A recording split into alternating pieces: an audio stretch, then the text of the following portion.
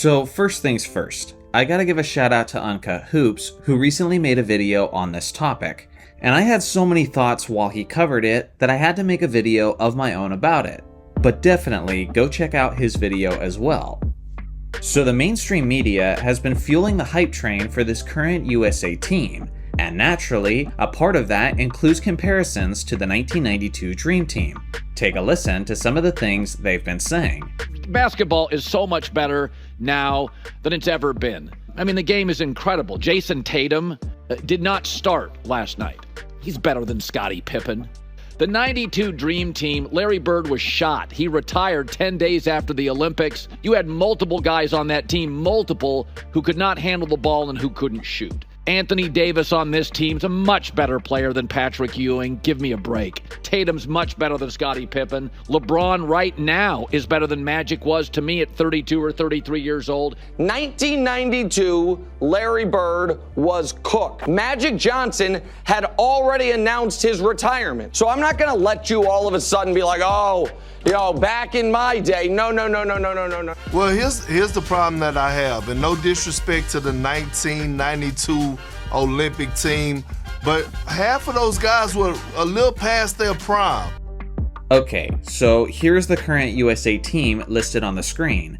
And let me make this clear, this team is stacked. Most of these guys can do a multitude of things well, and I really like the way these stars complement each other. But make no mistake, they still haven't won a gold medal just yet. All this talk about them being better than the Dream Team will look ridiculous in hindsight if they just end up losing to some random country. Now don't get me wrong, I think the US is gonna win the gold. And as a proud American, I certainly hope they win. But I'm gonna hold off all the comparisons until I see how the Olympics finish. The part about all of this that really grinds my gears is how the media lies about the 1992 Dream Team to artificially support their arguments. Let's take a look at some of those aspects. Yes, Larry Bird was not the player he once was, due to his severe back injuries. But sometimes I think that critique is overstated. I definitely wouldn't say that he was, quote, washed. Larry was still effective in his limited time. He was still 7th on that team in minutes and shot 52% from the field. Sure, in hypothetical matchups where he's going up against elite small forwards of other USA teams, he would be a defensive liability because of his health.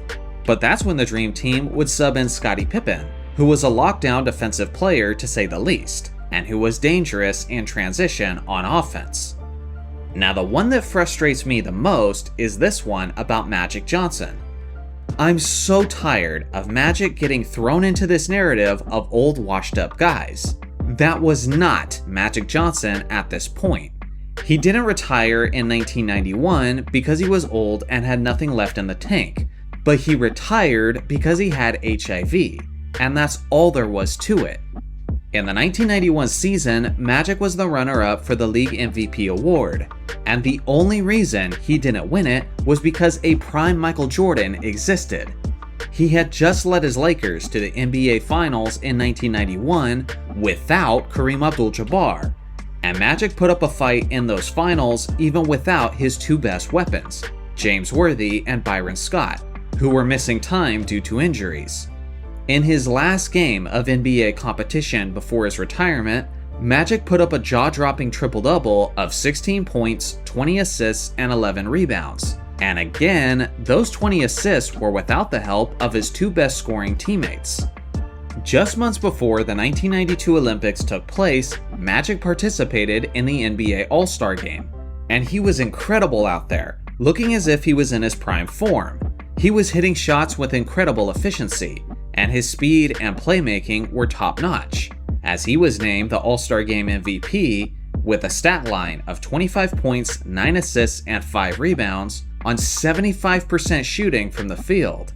That was the guy who was playing for the 92 Dream Team.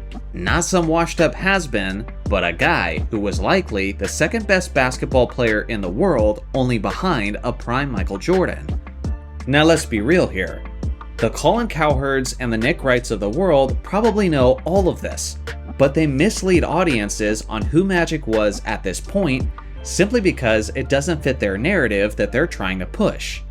To be honest, I think this whole old redeem team narrative is a lie, not just about Magic Johnson.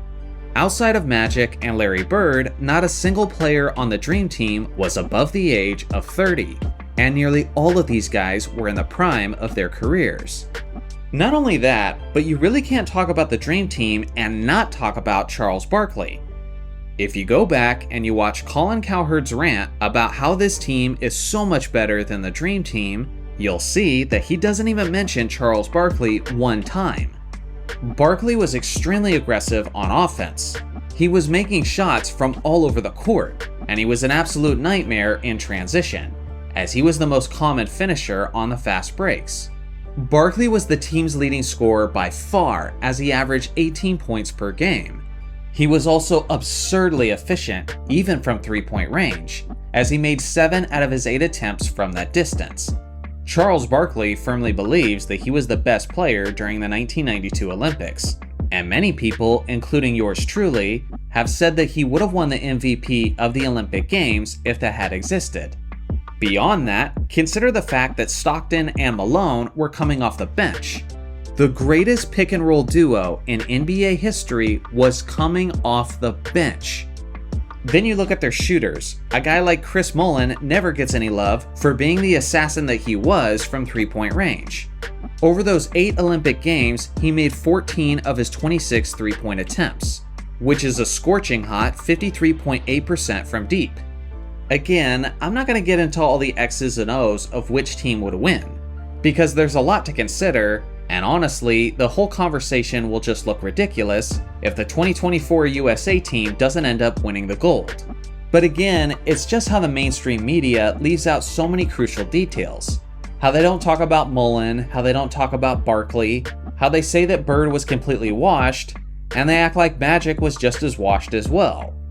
There's so many things that made that 1992 Dream Team great.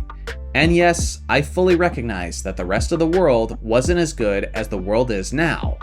But still, that doesn't necessarily take away from the talent of the 92 team. And it certainly doesn't make your argument look very strong when you need to omit so much information in order to convince people that you're making a decent argument. So what do you guys think? Is the 1992 Dream Team the greatest USA team of all time? And how do you think this current 2024 team stacks up? I look forward to hearing your thoughts in the comment section below. Thanks for watching as always, make sure to like and subscribe for more basketball content, and I'll see you guys in the next video.